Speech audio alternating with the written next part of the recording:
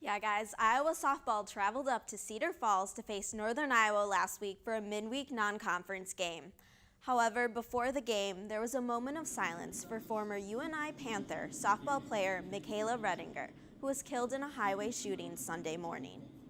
Iowa catcher Abby Lean also presented the Panther team with a bouquet of flowers.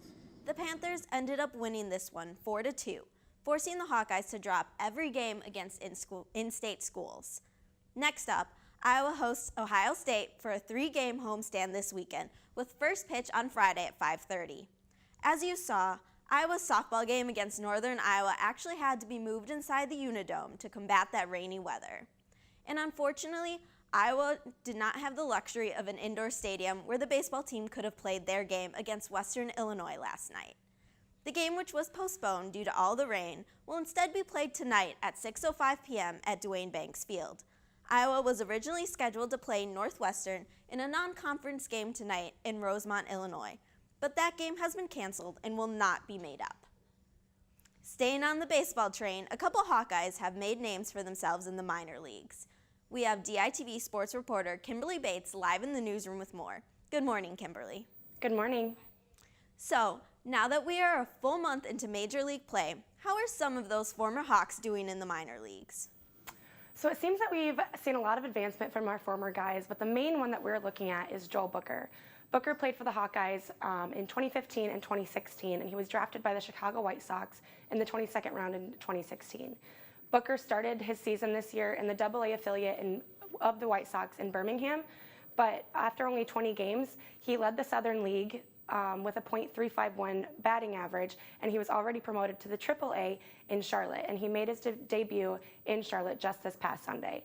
Some other Hawkeyes that we're seeing advancements from are Nick Allgaier, Nick Gallagher, Mason McCoy, and Jake Adams, who have all been promoted to the Class A Advanced, and Robert Newstrom, who has been promoted to his Single A affiliate instead of his rookie league. Thanks, Kimberly. Now, as Kimberly mentioned earlier, there are several Hawkeyes who found success in baseball long after their days playing at Duane Banks. DITV caught up with a former Iowa baseball player and current minor league baseball player, Blake Hickman, to see why Iowa has a strong track record of giving their guys a chance to play professionally, which he credits to what the Iowa coaches have taught him. College and playing under those coaches, they taught me to play the right way.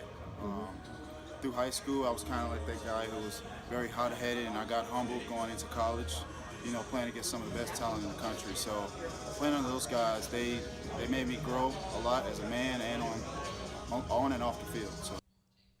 Thanks to what his coaches have taught him at Iowa, Hickman is now a pitcher down in North Carolina for the Winston-Salem Dash, the Class A Advanced affiliate of the Chicago White Sox, and he was actually teammates with Joel Booker for a bit.